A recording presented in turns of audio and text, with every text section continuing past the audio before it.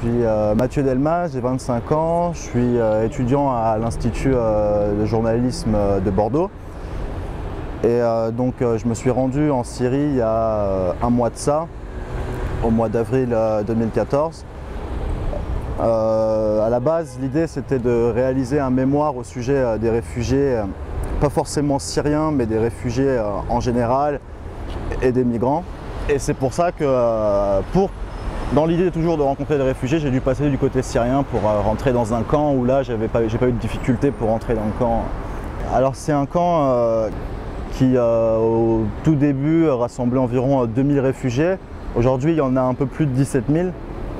Donc c'est vraiment à la frontière turque, après le poste frontière syrien, donc c'est juste en face. Les gens, c'est des gens qui viennent d'Alep, donc c'est des familles entières qui vivent dans des tentes, voilà, et qui fuient les bombardements.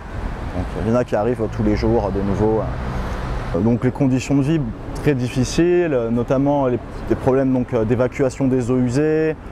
Il faut savoir que c'est un camp qui n'est pas officiel, donc qui n'est pas géré par le Haut Comité aux réfugiés des Nations Unies.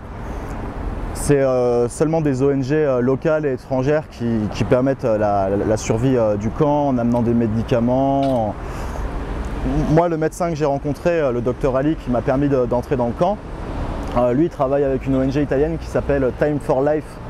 Et donc voilà, eux ils s'occupent beaucoup du camp, mais sans ces ONG, la vie ne serait pas possible dans le camp. Et les enfants dans un camp de réfugiés, ils sont très présents parce qu'on les voit beaucoup. Quand on arrive en tant qu'étranger, comme moi, avec un appareil photo dans un camp, première chose qui se passe, c'est de voir un attroupement de 10, 20, 30, 40 enfants autour de soi qui veulent tous jouer avec vous, qui veulent tous que vous les preniez en photo. Et c'est des enfants qui ne vont pas à l'école, c'est des enfants qui se fabriquent des jouets eux-mêmes pour passer le temps. Alors bien sûr les enfants s'ennuient, bien sûr les ONG essayent de les distraire. Il n'y a pas d'école digne de ce nom, mais bien sûr on essaye de les occuper, des activités parfois, mais c'est qu'il y a tellement à faire déjà rien qu'au niveau logistique, hygiène, pour gérer la nourriture dans tout le camp, gérer tout ce qui est médical, gérer les dons qui viennent de l'étranger. C'est vraiment quelque chose qui est pas simple. S'ils ont un ballon, ils vont jouer au ballon. Comme ici, finalement, avec le peu qu'ils ont, ils vont essayer de faire leur journée, ils vont filer des coups de main à droite à gauche. Comme tous les enfants, ils vont faire des bêtises, ils vont se faire taper sur les doigts. Je dirais c'est une vie d'enfant assez classique, mais dans un camp de réfugiés. Donc ils ont les mêmes besoins que les enfants ici, que ce soit dans les quartiers défavorisés ou même n'importe quel enfant que ce soit. Quand j'ai vu les enfants dans la boulangerie mobile, c'est un tapis roulant qui déverse des pains chauds en continu, une véritable usine. Et tous les enfants étaient hilars en remplissant les pains dans les sacs. Ils étaient très contents de s'occuper avec ça.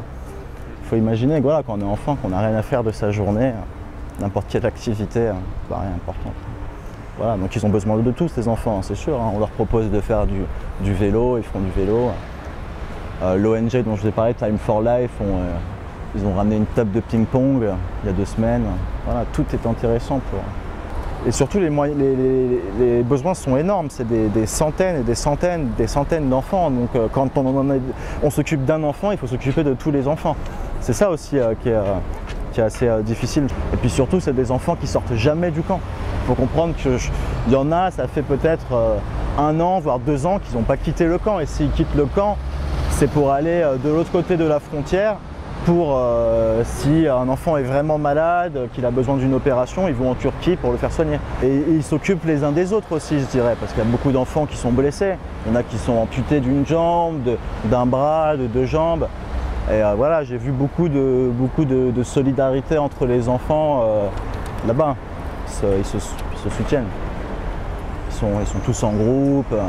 Voilà. Justement, à l'intérieur du camp de Bab al-Salama, dans une tente, j'ai rencontré une famille et une petite fille, je dirais de 9 ou 10 ans, qui était complètement brûlée sur tout le visage, qui était complètement défigurée à cause d'une bombe incendiaire qui était tombée sur sa maison. Et le détail qui m'a particulièrement touché, c'est que cette jeune fille, elle a une sœur jumelle que j'ai vue, donc qui lui ressemble comme deux gouttes d'eau, qui est par contre qui est pas défigurée pour le coup. Donc forcément, on se dit que toute sa vie, elle verra ce quoi elle aurait pu ressembler sans cette bombe incendiaire. Donc c'est assez dur de voir ça. C'est des victimes innocentes du conflit finalement, ça c'est sûr. Je pense que la santé mentale des enfants est aussi importante que leur santé physique, étant donné que ça a des répercussions sur toute leur vie.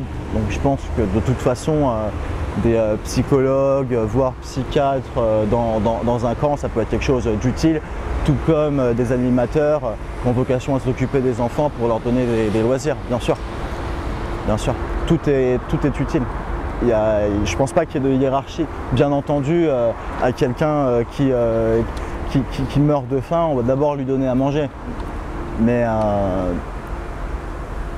pour les enfants, les activités, c'est également quelque chose de super important, tout simplement pour leur évolution et pour plus tard. Voilà, forcément, on peut se demander que vont devenir ces enfants qui n'ont pas accès à l'éducation, que se passera-t-il à la fin de la guerre, voilà. Donc forcément, leur donner de l'éducation, des loisirs, du sport, ça peut être que quelque chose de bénéfique pour eux, c'est certain. Moi, à ma connaissance, j'ai pas vu d'humanitaire qui était spécifiquement dans le camp pour s'occuper des loisirs. Mais donc, comme je vous ai dit, c'est avant tout, ils s'occupent d'eux avec une présence affective. Après, bien sûr, faire venir des animateurs spécialement formés à l'éducation des jeunes syriens, c'est quelque chose de fondamental, je pense, de bénéfique pour eux. Qui peut faire avancer en tout cas le camp, je pense.